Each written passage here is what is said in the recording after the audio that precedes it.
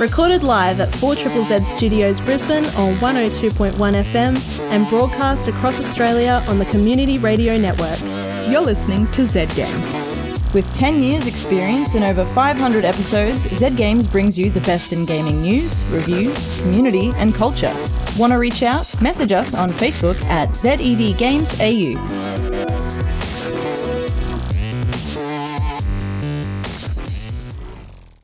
Welcome to Z Games. I am Paul. Joining me tonight is Evie and Zahra. Hooray! And I'm in the hot seat for the first time, so I'm sure it'll be fine. It'll be great. Pressure's off me. Yes. Excellent. This is tonight, really weird. After the news, I will be reviewing Bugsnax finally, so we can look forward to some more Kera Benito.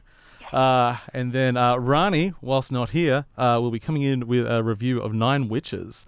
Which is great. So, good to see you all. Yeah. Cyberpunk is tomorrow. It is the eve before Cyberpunk. Actually, Toby just messaged in saying that 9 p.m. our time tonight. What? It should be unlocked, yeah. Oh, I thought it was 10 a.m. tomorrow, but I'll take 9 tonight. No, we've got 10 p.m. EDST, so 9 p.m. our time. Well, that's pretty cool. What are your thoughts here? This will be the last time I see about half of my friend group. They're all going to disappear into Cyberpunk world. Yeah. Look, it's just gone. None of us have yet to play Cyberpunk, but I can guarantee you of the experience, which will be, it's an incredibly large, ambitious game, and because of that, it's going to be very buggy. Yeah, well, but you'll have a good time, hopefully. There's been a few complaints about bugs, but I'm like, what? Of course, this game is epic. It's the nature huge. of the beast. As you get more structural stuff in games, you have more systems playing together.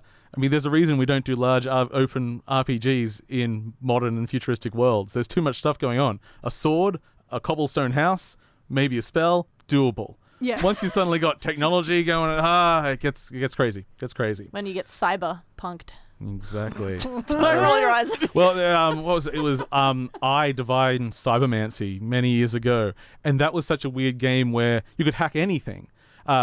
So you might hack a door, but the door had an AI, so it could hack you back. So you might get completely messed up because a door didn't like you. That's and that really game, unfair. I don't very like buggy. that. I don't like that. Get hacked by The a door's just like, you hack me? No.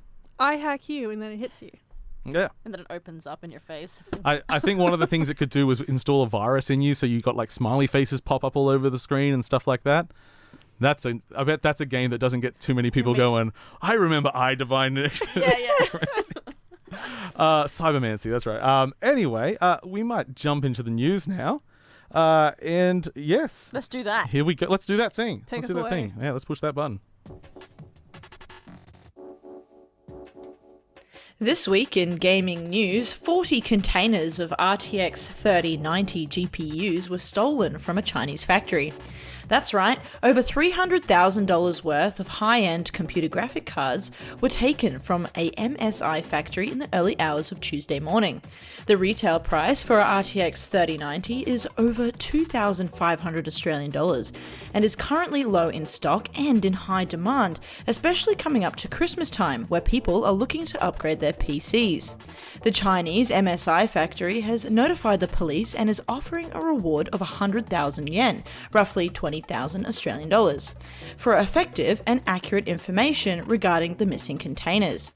MSI have also indicated that this may be an inside job, considering the high level of video surveillance and truck inspections conducted on site.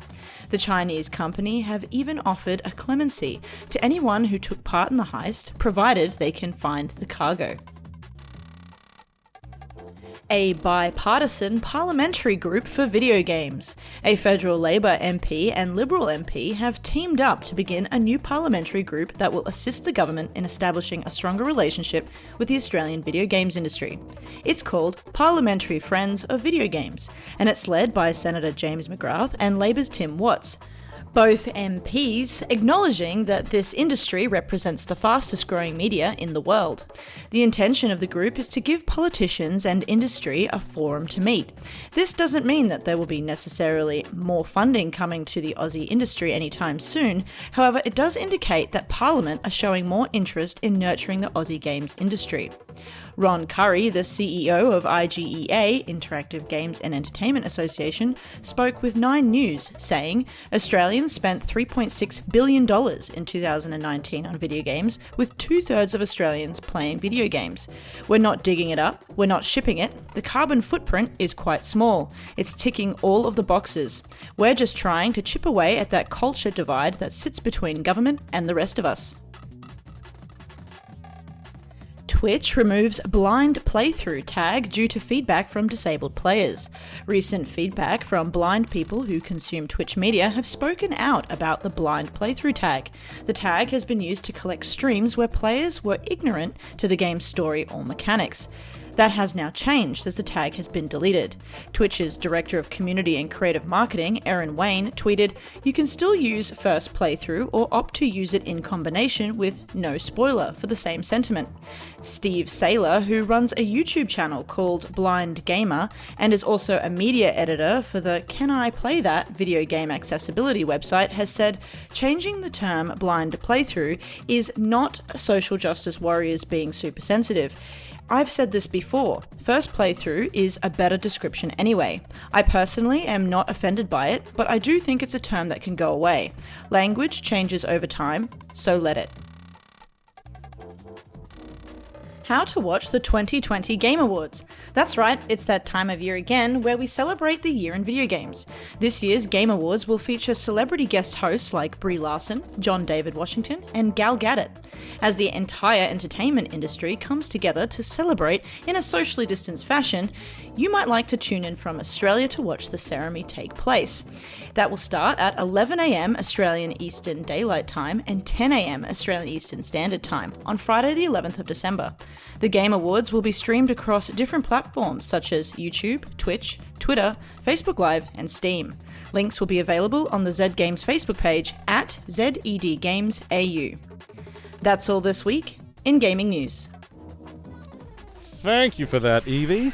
There's some good news there. Lots of good news. Yeah, I have some very exciting news of my own that happened today.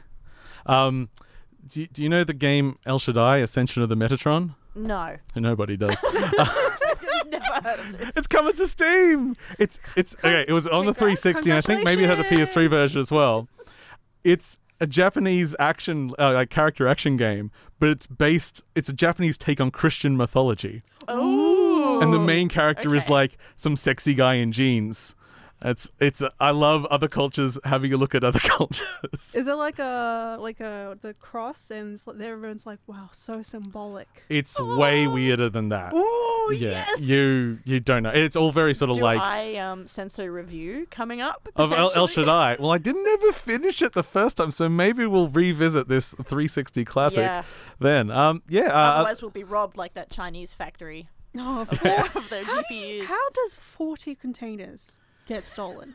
So it was a 4T. 40 containers. And also when I first read the news, I read the 3080s, not the 3090s, and the 3090s retail for about $2,500 Australian, and that's if you can get one. If you can, half the time they're being scalped for like $4,000 plus. Yeah, no, I saw some 3090s because when I was doing some of the research on the news on the RTX 3090 GPUs that were stolen, I discovered that it started from 2,500 AU, but there were some for 3,500, 4,000 to actually find one that you can buy. So here's a hot tip by Paul again. Wait. Patience, my friend. So the number of people I see selling PS5s to like $1,600 plus.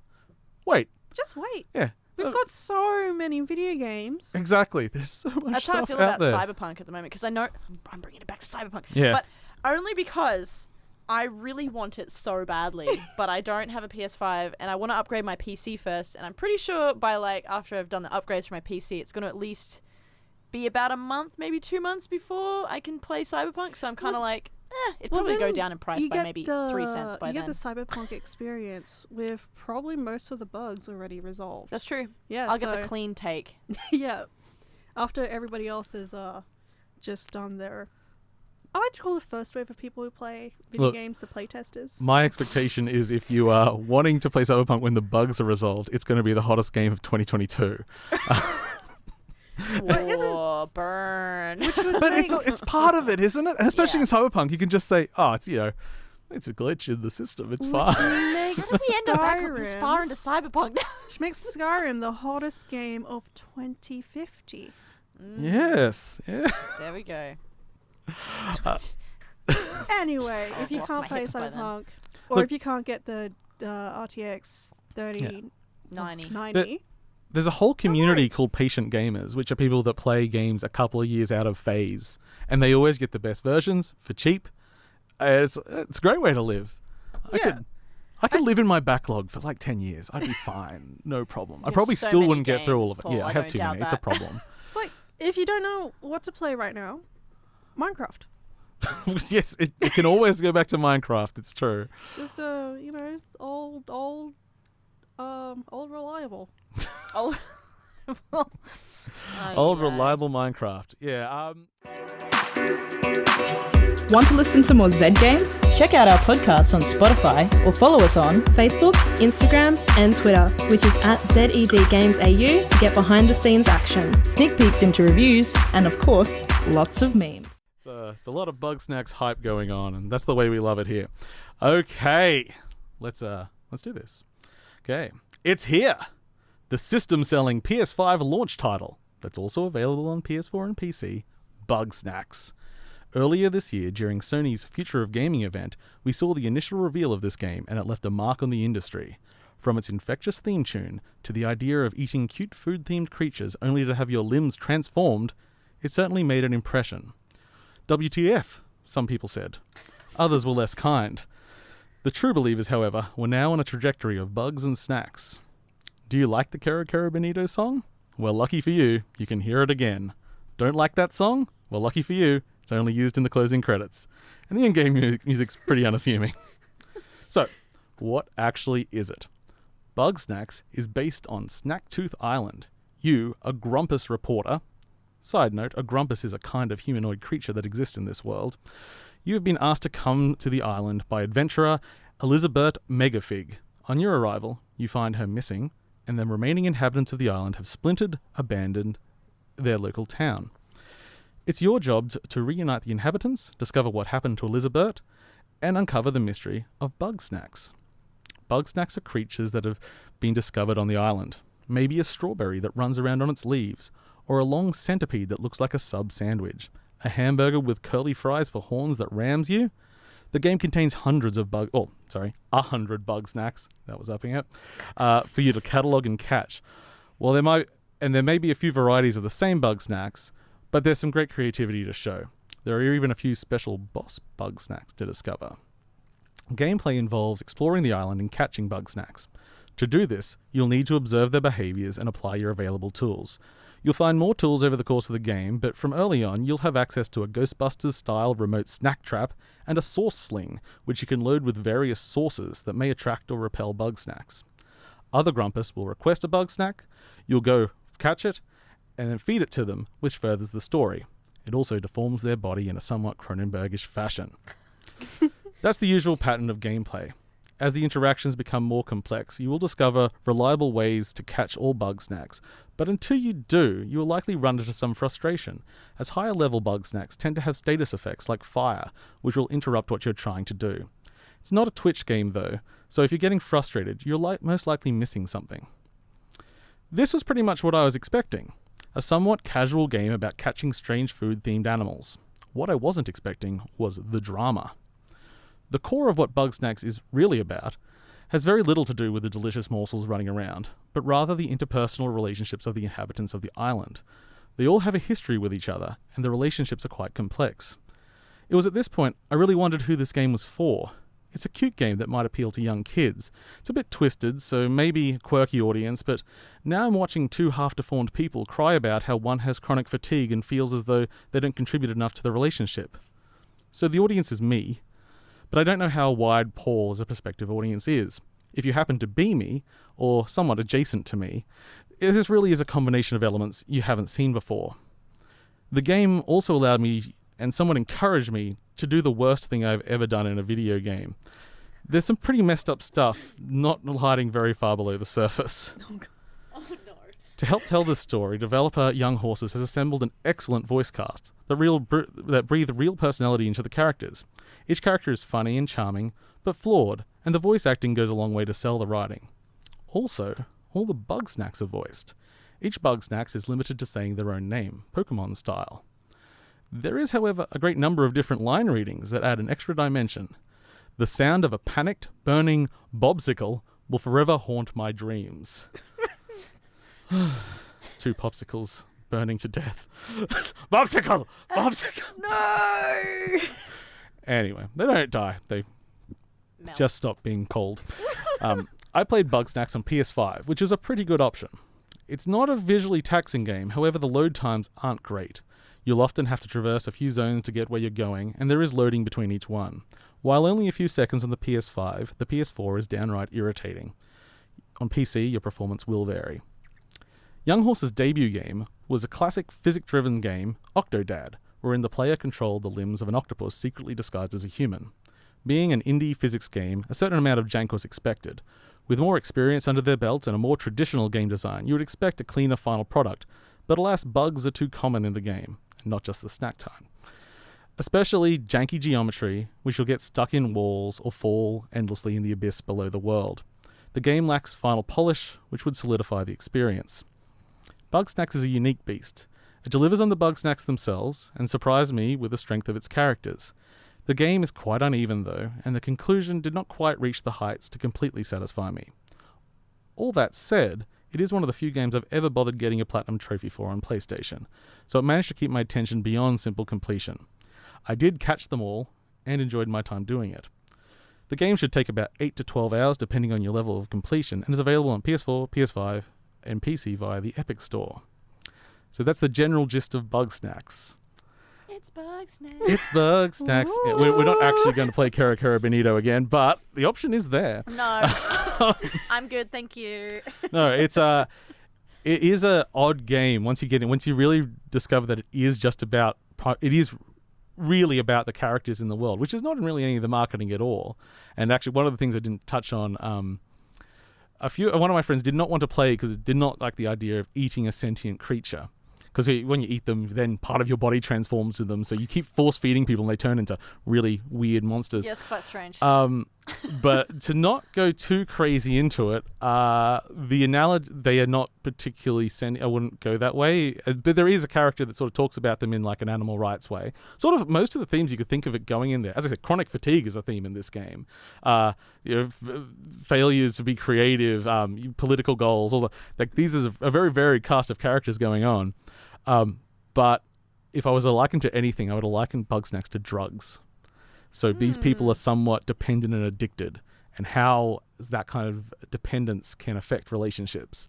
So I thought this was a kid's game, Paul. I have been misled by the marketing team. It mostly would work, but I just imagine they'd watch these cutscenes, and when I'm saying like chronic fatigue in that one cutscene I linked to, like I don't mean like they allude to it. I mean they're outright discussing it. Oh wow, So that's quite impressive. It's nice that these kind of like invisible illnesses are being discussed Yeah. in a game about food critters. And the food critters are very cool. The one boss, which is only because it's in all the marketing that I mentioned, is a giant flying pizza.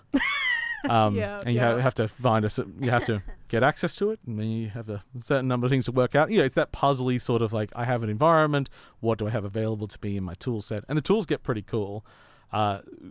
You'll often get things that are quite difficult to catch early in the game. You'll just get a new tool that makes it pretty by the numbers to grab. Mm-hmm. The worst part is just if you do want 100% complete it, you just have to go around and catch every Bugsnax. That's kind of fun. It still only took 12 hours, but some people, they don't give you a reward for that other than a trophy. Yeah, I'll there do it was for the trophy. when I was at your house, Paul. Mm. There was one character that I remember. Uh-huh. She was quite randy. Let's go with that word. Or at Oh. least she appeared randy. That was the musician, I believe. Yeah, she was very keen for some Bugsnax. Okay, on sort of, because we're touching on the sort of the back end stuff, a lot of these characters are not gender specific. And even if they are, they may be in same gender relationships, and it is not a theme. It is just, in this world, nobody cares. Yeah. And was just kind of refreshing that it's just like, oh, we're not going to even investigate that as an idea. It's just, that's fine. But we all have a serious problem with eating these. Well, yeah, these with bugs.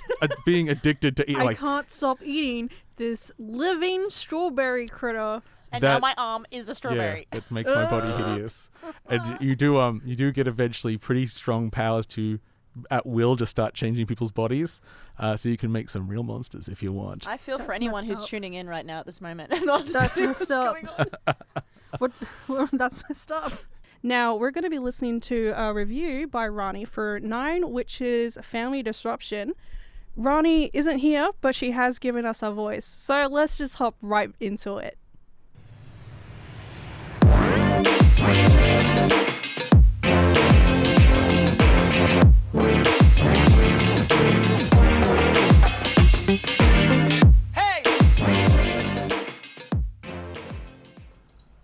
Nine Witches Family Disruption.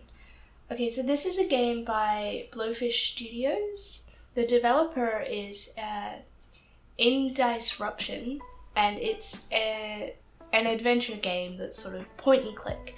I've been playing it on the Switch, but it is available on PC, PlayStation, Xbox One, and the Switch. So you can really play it on anything that you would like to. And sort of before I go into this is a game that I was excited about, but really sort of disappointed with. And as much as I wanted to be interested in it, I found it kind of boring. There wasn't anything new to point and click that made it interesting or set it apart from the other sorts of games that you can find like this. That being said, it is only a short game. It takes you about 4 to 6 hours to get through. And it focuses on puzzles, and we all know that I like puzzles, so I did enjoy parts of it. There isn't a whole lot of direction from the game itself, so when you are playing and it sort of throws you in, it doesn't really immediately help you figure out the first puzzle. It doesn't give you that hint to say that you need to go to this one specific item and do this one thing before you do something else. And while that's totally fine, especially later in the game, I felt that it sort of stunted my experience when I was first playing. The thing that I loved the most about the game, of course, was the art itself. It's very heavily based on pixel art, which is gorgeous. I enjoy that sort of art style, which is kind of why I really wanted to have a look at it and play with it as well. So it's meant to be a comedic alternate history adventure game that's set during World War II. You play as an occult investigator who is investigating a Norwegian village and this event that's happening, and you run across some Nazis. Like, you get sort of swept up in that sort of storyline.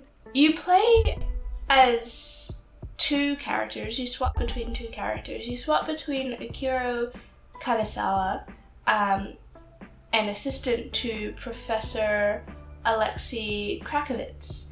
And Alexei Krakovitz is a quadriplegic Russian expatriate.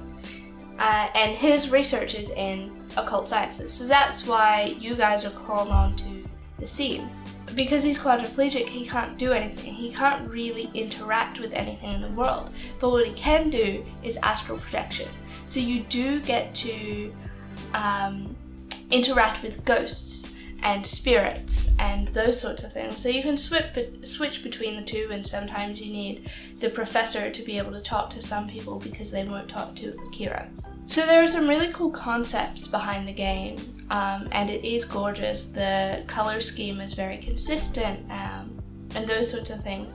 But it doesn't give you many hints when it comes to solving the puzzles, and I found the puzzles kind of boring. What it does have is a kind of awkward combat system where occasionally you get thrown into combat with somebody else and you have to shoot a pistol at them. You have unlimited ammo, but you do have like a recharge time every so often. There is no real strategy to that. You kind of just move around and mash the shoot button until you hit your enemies. So while it's a really cool game and I was really excited, it just didn't work out for me. I got bored by it really quickly, and that might just be because it was the wrong time for me, where I was immersed in so many of these like big open world games that I went to something that was so much more limited and had such a structure, and there isn't an ability to go back and replay things because everything has to happen the same time, the same way. So 9 Witches Family Disruption is, look, it's won awards. It's quite a good game and has a solid premise behind it. I just didn't think that it was a game for me, at least not right now. I go through phases where I will want to play games like this, but like I said at the beginning, you can play this on PC, PlayStation 4, Xbox One, and Nintendo Switch. Right now on Steam, I think it's about $16. If you love a good puzzle game, if you love a game that you can just sit down and play in a day, in a couple of hours, I would definitely recommend it. If you're looking for something with more open adventure, it might not be the game for you.